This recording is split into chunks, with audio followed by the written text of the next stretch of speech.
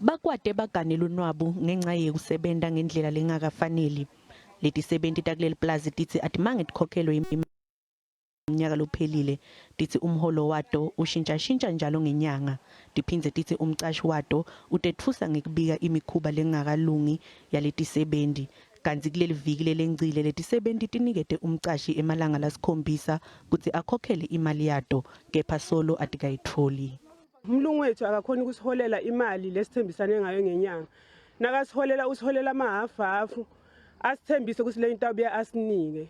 Kepha uma asinika le mali akasiniki iphelele njengoba esivumelene. Lana nisikhathi sakulala bengisebenta naye lo mlungu la eplazini kodwa gcineni usiqoshile la msebentini angazange wasibhadala le mali.